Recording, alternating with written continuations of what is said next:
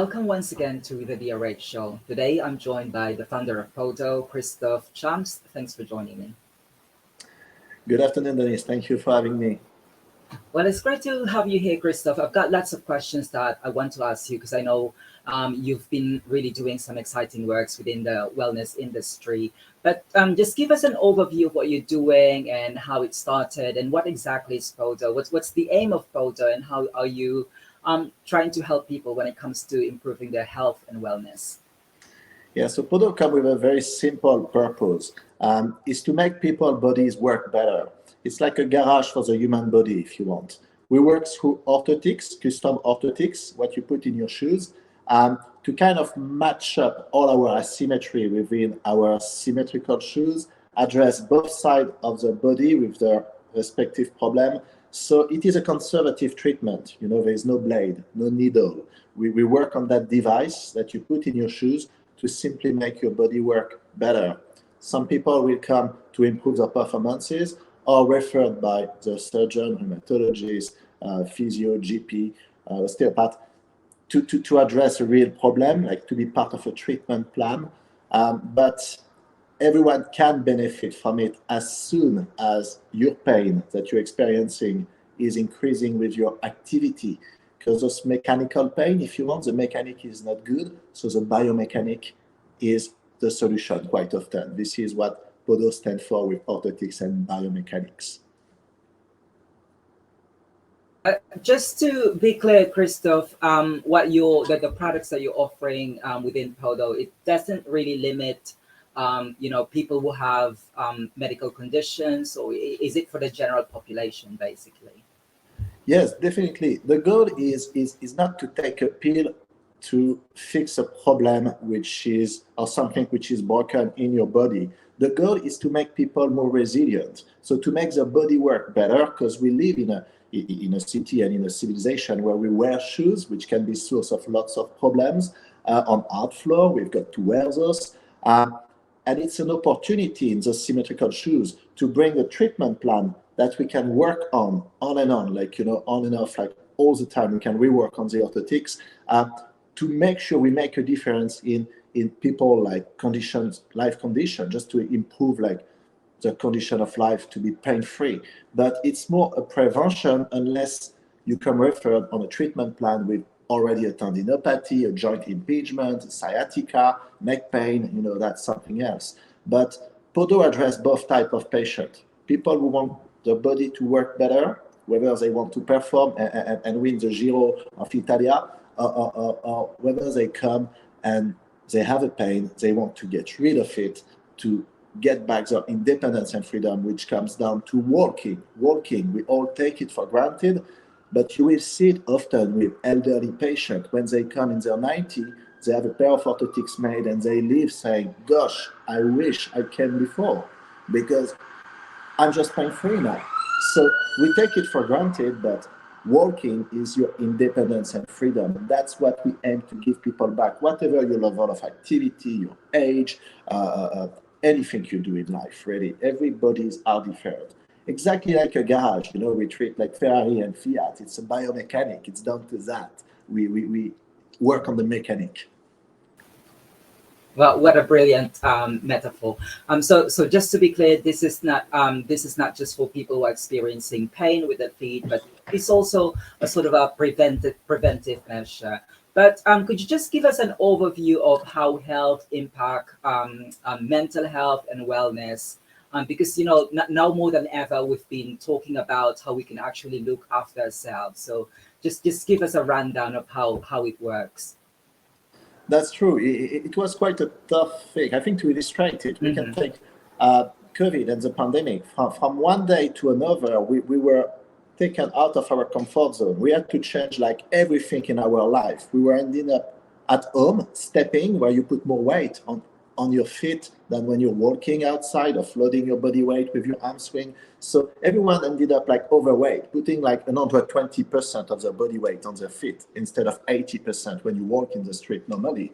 On art floor, with not even the basic support. And we saw lots of back and neck pain rising because of this. The problem when you experience pain is that you cannot exercise and you cannot let go.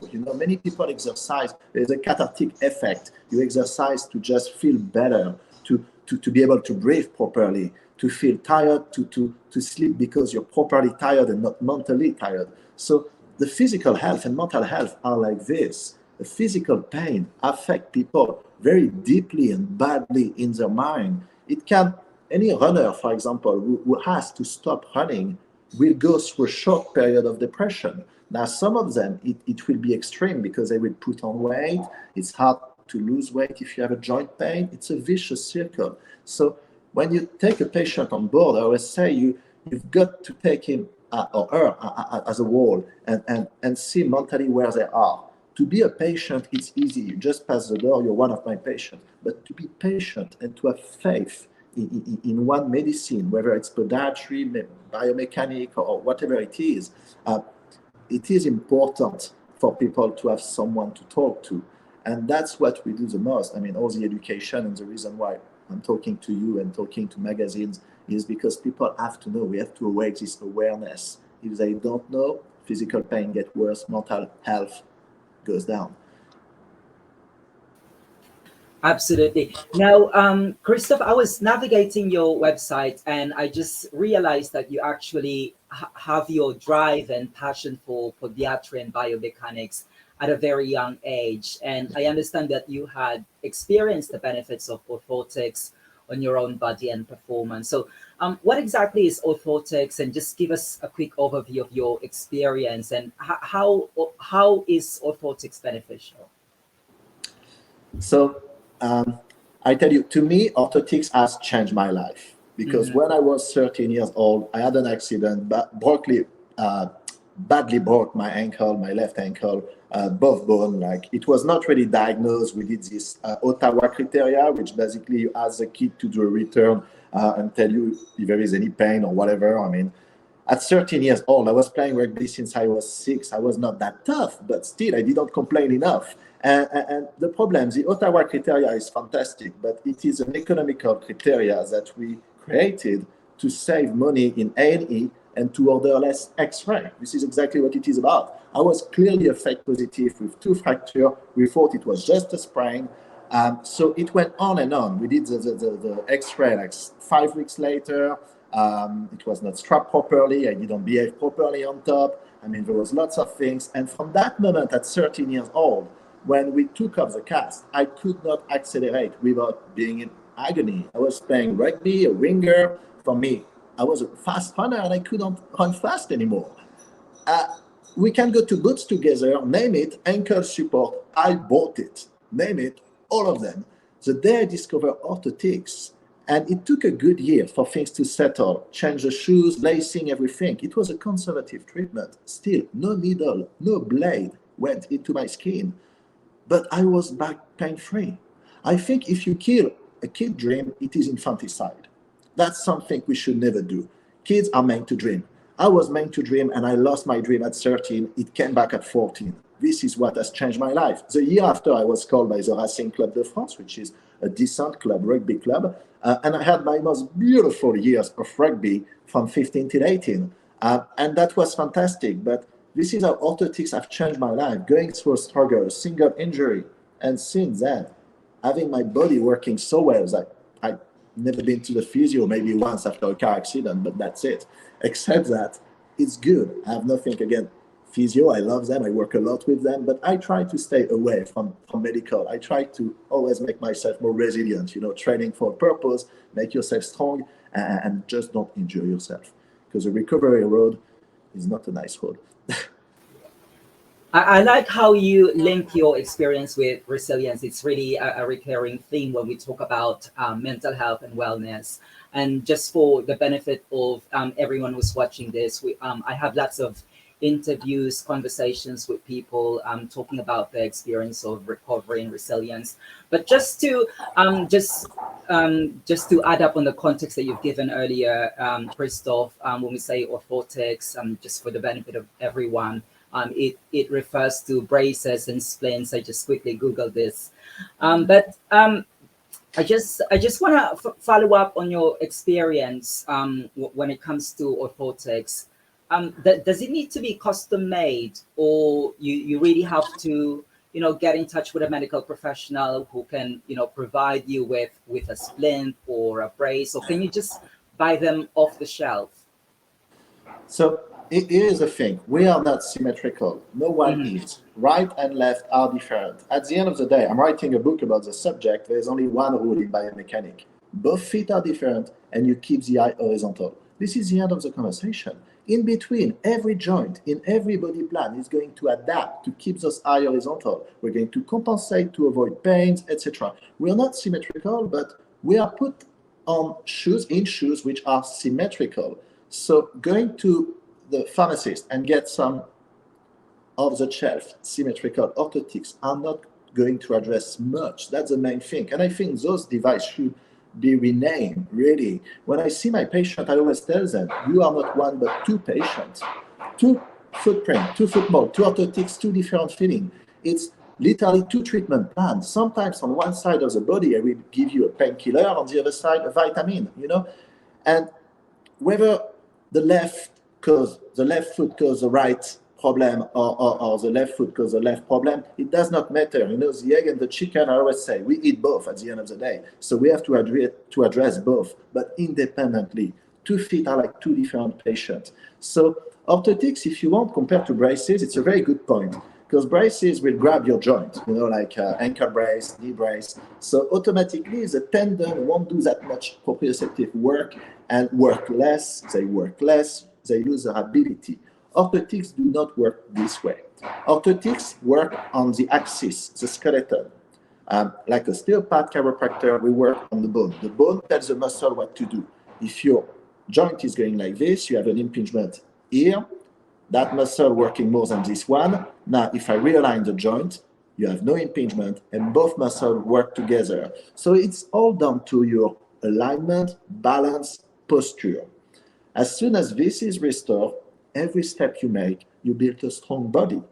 Walking, running are great exercises if you do it aligned because they help you build a strong body.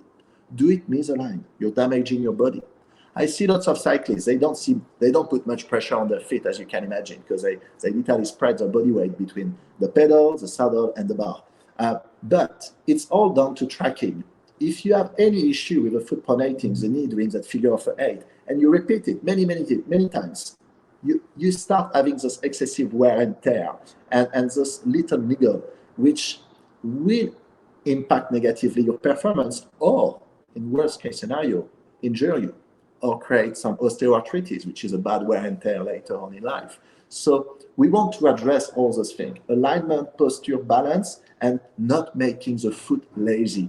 Anyone saying orthotics make the body lazy is getting confused between brace and orthotics, because orthotics just ground you.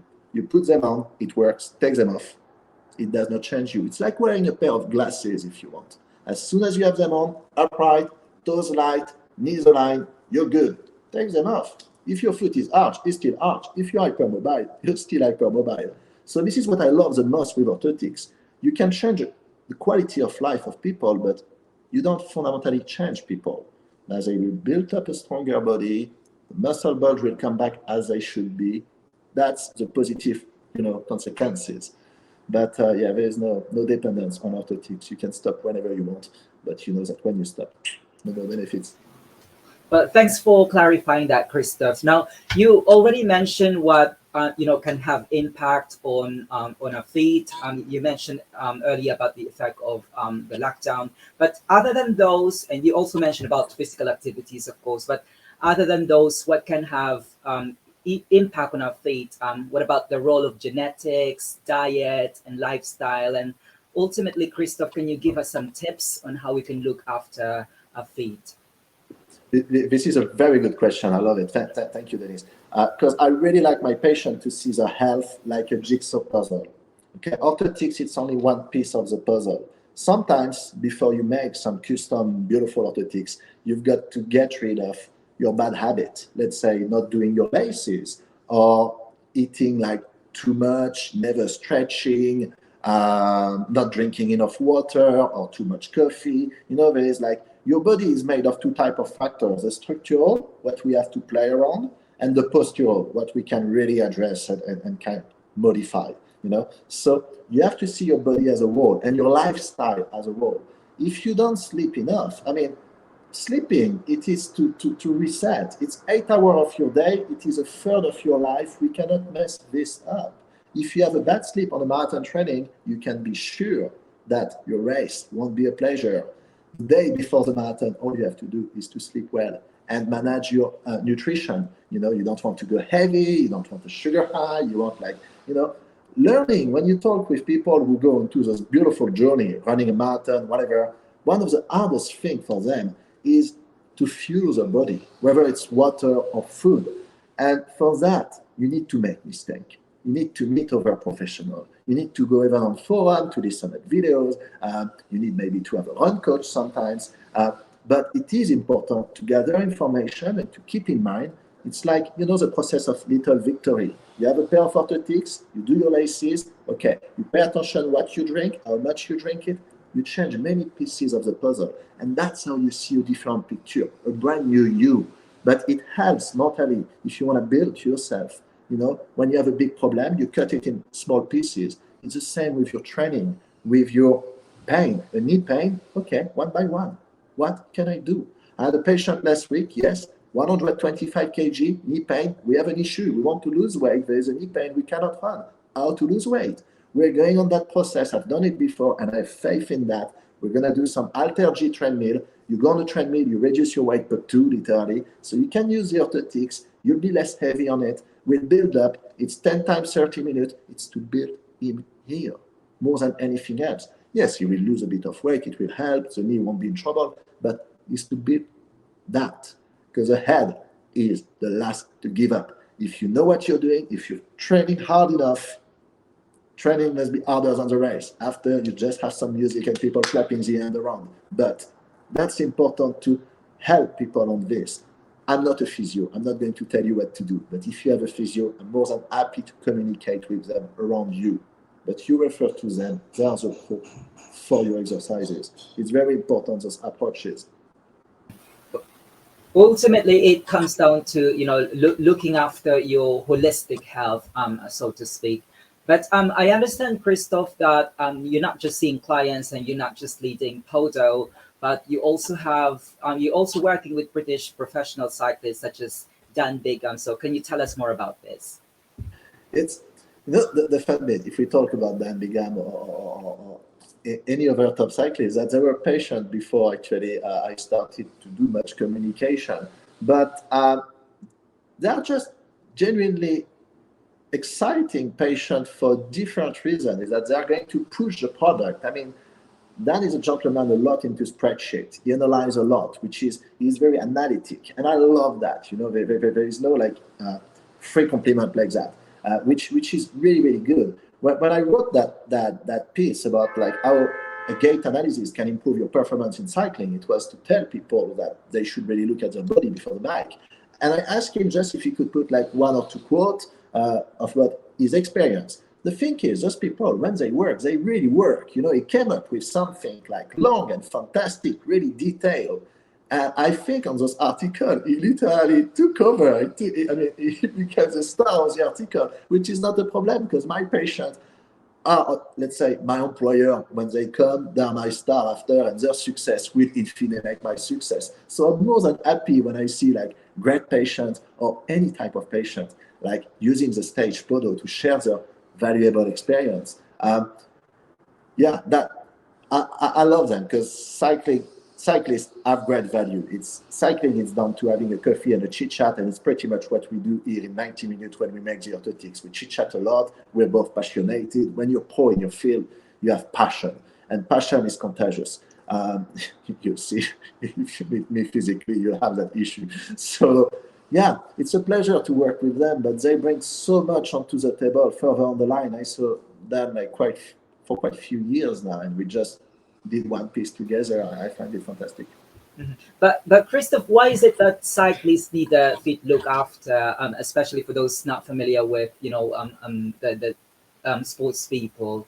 Can you just expand on this?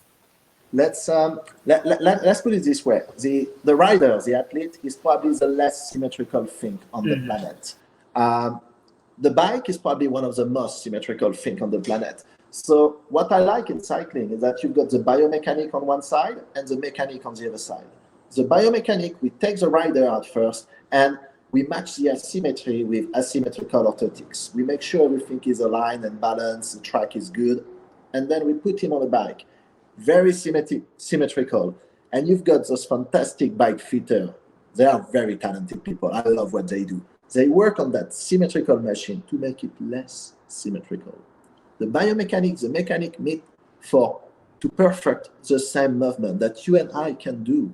But can we do it as much, as fast, like this, on the Tour de France, on miles? Can we? No. So we really have to team up with others. And I love the teamwork. I want to be a big game changer with Podo. I want to change 100 lives every month with Podo. But it works with other professionals. I don't want all the credit. When the patient wears the orthotics morning till evening, they do the job more than me. I've just done a pair and every day, tack, tack, tack, they commit, you know. So that's the beauty of cycling. Cycling, if you want, is a bit of a pronation sport. The pronation is that movement of the foot. And the knee does a figure of 8. So you kind of aim to have like a double win. If you ground the foot properly, already the foot is locked, kind of forced and locked on the clit. So if you manage to control the pronation and the 8 that does the knee, you have a movement which is more optimized, let's say. You know, you push, you generate a bit more, you pull, you dissipate a bit less. But, you know, there is less lost, which is mechanically also very interesting, but that's a very big subject. I think we need 3 hours for that. And other than cyclists, what other sports people do you help with? One which, funnily, excites me the most is actually running, because today, let us be honest, everyone is a runner, everyone is a blogger, everyone has something to say about running. I've tried quite a few stores quite 10 years ago, with Decathlon. I had 9 stores, 55 guys, training them on running shoes. So I know pretty much the subject, yes, those running shoes and the running mechanic. So to see people thinking they know, and when you have to dispel all the myths, to really cut the thing, you know, and re-educate them is quite exciting. It is challenging, it is tiring, it takes lots of energy, but running is fun for that, because many people run, and I see that every day when I walk around London in parks. I see them damaging their body. It is painful to watch. So there's such a huge impact for Podo to have in that. It's exciting. But there's not one sport that I prefer more than another, you know, like I love skier, hiker, because they're really connected to the nature. And you team up with people in my job. I spend 90 minutes with each patient. So each individual, you know, it's 90 minutes very unique. I see them 2 years later. It's like, it's very unique. So I don't want to specialize. That's the main thing. When I say it's a garage for the human body, I said it. Ferrari, Fiat, everyone. We make bodies work better. I don't want to be the specialist of just a cyclist or just a runner or whatever. But runners are very exciting, to be honest, because I really think they do. Let's talk more about health, Christophe. How closely is foot health related to the shoes you are wearing? Because I'm one of those people. I really have, I really find pointy shoes attractive. So can you tell us more about the type of shoes you're wearing? Here's the thing: like, many people will be motivated by how things look. You know, this is why Instagram is going so well, because it's all how it looks. It's not how it works, or it's not how it tastes. And I think that medical and restaurants will always struggle to get the message across because of that.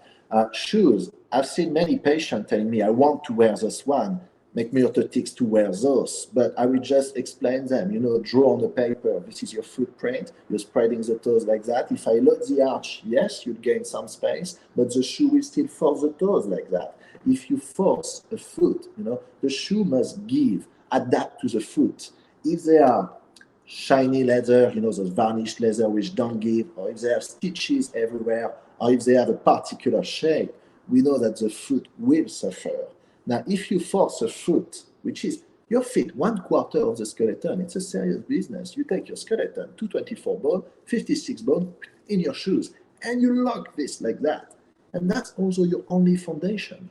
So if you messed up with 1/4 of the skeleton, the 3 other quarter is not going to work.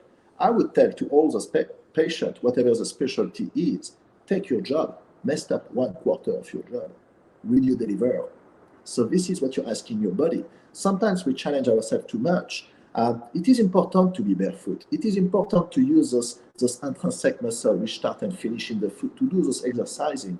You can misbehave. You can have, yes, you can, high heels, pumpy shoes, but consider them like a piece of chocolate on a diet. I think that's the most clear picture I can give.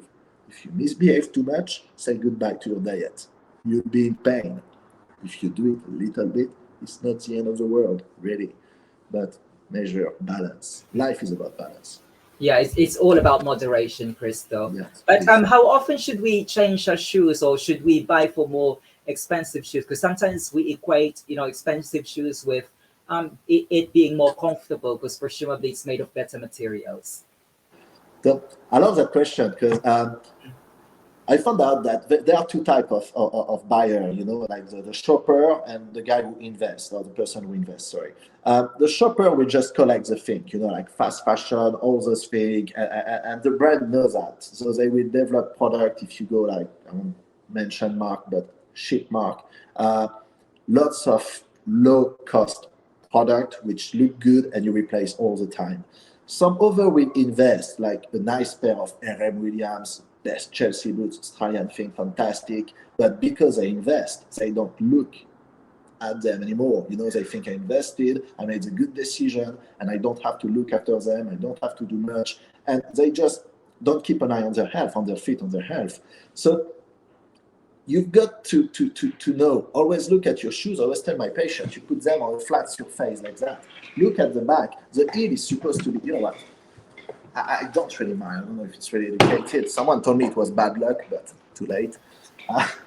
Your shoe must always be straight here. You see that line? If that line is out of shape, if the shoe is misshapen, it's going to mislead your foot. So I'm not going to make a pair of orthotics to lead your foot in a pair of shoes that mislead it.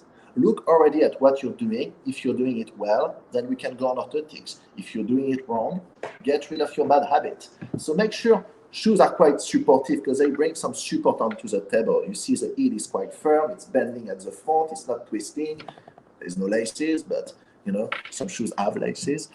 Because the more support you bring onto the table from recent and decent shoes, and the more your body will thank you, because everyone needs support. Whether your foot flattened, is really high arch or collapsing, everyone needs support, really. So shoes is more than how they look. Like you'll be surprised to see like cheap shoes which last for years because they are well made, and some very expensive shoes. I'm not going to mention brand again, but expensive for fashion purposes because they have a beautiful logo, but they are crap, really. So price and we cannot trust even brands. Before I used to send people to Clark's. Clarks are fantastic, but they make so many shoes, there's no more consistency. So some of them are not perfect, some of them I wear them, I love them, but I need to check them. Echo, so those Danish, for example, they have one thing I love, consistency. So you can go to the store and pretty much all the Echo are good. But, for how long? Because they make so many shoes, so I hope it will stay like that. Let's never take any brand for granted. They always adapt, try to cut the cost, so check your shoes. The test I've done, if they twist, if they are well reinforced at the back, the more support come onto the table from the shoes and the laces, the less you need orthotics or the less your orthotics wear out, which is good, because orthotics are not cheap. So. That actually makes sense, because sometimes we just see footwear as something that is fashionable and we don't often link it with something more health related. And it really highlights the point that, we should really look after our health because, it's all about looking after our own wellness. But you've covered a lot of things, Christophe. You mentioned about the role of diet, genetics, and obviously footwear. But what would be your number one tip for people who want to look after the health of their feet? The number one tip, wow, that's complicated. I like, number one tip. Do you want like footwear wise, foot care? What would you like? Yeah, footwear wise. Footwear wise, okay. One thing I realized changed a lot the lifetime of my shoes and then the support they can provide me with. Um, is to always at the end of the day put that big like foam in it, like the big wooden one to absorb the humidity, everything. If you have to polish them, anything, you do it in the evening, they dry overnight, the day after they get a decent shape. If you can invest in pair of shoes with good making, like Goodyear or stuff like that, you can replace the sole without undoing the shoe. That's fantastic. That's good shoes for that reason. It's a bit more pricey, but it makes a difference because if you just go take off your shoes all wet, leave them like this, they just shrink, and I mean the stitches will give. It's horrible. And even in terms of hygiene, a pair of shoes is quickly dirtier than a toilet seat. It can be horrible. So to keep them dry, it's important with a nice foam to treat them before you go to bed and not in the morning before you go to work, because you're just going to walk like they're going to crisp everywhere because they are wet. It's not good. It's really like how to look after them. You know, I think that the Irish will always say you've got to invest either in your bed or in your shoes, because when you're not in one, you're in the other. I think it's a fantastic saying because this is what supports you. You know, your mom is not your only support. You've got your shoes, your bed. You cannot mess up with that. You've got to look after them, or they won't look after you. So yeah, keep them dry. Put a nice foam in it, and already you see a difference. Yeah, that makes absolute sense, Christoph, because we spend most of our waking hours either standing or walking. So it really pays to invest on footwear and anything that would make those standing and walking comfortable. But what does future hold for you and the Podo Clinic and of course your workshop? So for Podo, the main thing, the goal of Podo is to change 100 life every month with orthotics, which means that the clinic is the headquarter really. I would love a second clinic, actually three in total, which will remain in the UK, a cycling one, which would be like only cycling, and I won't be there only like maybe one day a week, and a different medical one for 2024, 2025 in London as well. To me, it's important not to dilute a brand. People buy people, so finding the right person working with me who has this strong value of working for a patient was the hardest bit. I've got two fantastic person in mind now for those two projects, and that's where I like to go in terms of delivery for the public. Besides, we have some education to do. The book is a big project. I will tell you lately, the operation like take all my time. So yes, I work less on the book. It's going to be postponed. It won't be before 2024. But it's also a good and interesting project because you can spread the word abroad. You know, this video, article, education is very important. I would love at some point us to have our own channel to really explain people how to make the body work better and to face like cases, to share cases. Now, when it's medical, many things remain private. So you really have to market that bit, which is another job. I don't have the skill now, but I will find the person when I could, because I want to extend the message. But clinic-wise, yeah, you'd have to travel to London. Sounds exciting, Christoph. Now, we're already approaching towards the end of this conversation, so I'd just like to take this opportunity to wrap this up with some quick fire questions, because we already learned about what you do with Podo and obviously your expertise when it comes to feet health.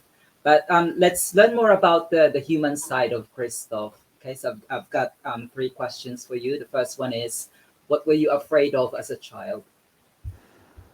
Wow. Oh wow, that's a fun one. I'm really adventurous, to be honest. So there's not much which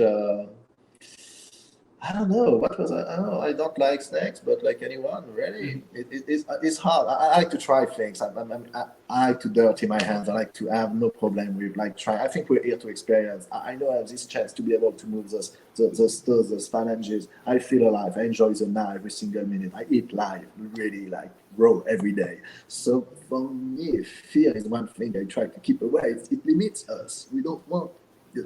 I don't know. It's yeah, I don't like snakes, but yeah, I have a And problem with it. yeah. And Christoph, what is your favorite word in another language? Papagei. Which means It means parrot in German. I just love that word. Do not ask me why. I have no clue. I always say it could be my password on my bank account, but then everyone will know it. But papagei, I think, is a beautiful word. well, it sounds it sounds very forceful. I think that's one of the appeal of that word. But Christoph, if you weren't the founder of Podo, what would you have pursued in your life? The thing is that the past 10 years I've been like literally managing like my experience abroad and in companies and stuff around that purpose. It's kind of written. I'm a big planner, to be honest. Last November, sorry, when I was invited in Paris for the European Award in Medicine, it's what I told everyone. Like 10 years ago, I was graduated around the corner, and now I'm here and I feel we're closing a loop. I've always worked for that. I really feel that this is a baby I've been building. There have been some bad surprises on the road because there's always stuff going wrong. But the vision, I always kept one foot in, and that's exactly what I wanted. Now, if the book come, if the channel come, if the other clinic come, it will be good. But for me, I want it to be what I am because it has changed my life, and I want it to do 100 times more. So to change 100 life every month. So what else could I be? I could have continued playing rugby, but because I loved it. But I had to choose. You know, at some point when you're young, you realize you have like you have to get a car, take you over half out to pay for an expensive podiatry school in Paris. So automatically, I needed to go into the business world and stop rugby at some point.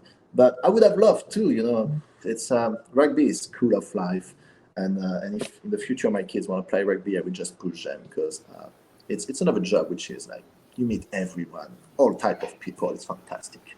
Yeah, understandable. Well, finally, the floor is all yours, Christoph. If people wanted to reach out to you, what platforms can they get in touch with you at? They can go online, like contact at podo.london. They can go on the website, there is patient form, Instagram, or okay, I hate social media, but I still answer because it's a good way to keep in touch with the patient. And I like that. You know, there's so many things because that makes people life easier. Now they take picture and send me on Instagram. What about those one? Hey, good morning. Yeah, they're not bad. So it really makes people life easier and it keep a good relationship with the patient, which I like. I mean, you'd see them very like relationships oriented, you know, like it's very important and result oriented. Yeah. So it's yeah, you can go on those platforms. Every patient after has my personal number. I have no problem with that. The day before your appointment, you receive a text from my phone. If you have any question, you can go. Now, I don't put it on the website because otherwise we'll have lots of spam, obviously. But yeah, communication is very easy, whether it's WhatsApp, Instagram, email. I'm on, you know, everything is on the phone now. So it's fantastic. Of course. Well, all of those links will be on the description notes, so you can get in touch directly with Thank you. Podo and Christophe Champs. Well, Christophe, it's great to have you here on the DRH show, and I look forward to hearing more about your work. Good luck with the book. Thank you very much, Dennis. It was a pleasure to be part of your show and to answer those questions and to go through everything again. You know, it's again a good opportunity to look back at everything because we just like work all day long, like every day back to back, and we forget to actually enjoy what we've been doing. So that's good to discuss with you. Thank you very much. Yeah, thanks for joining me.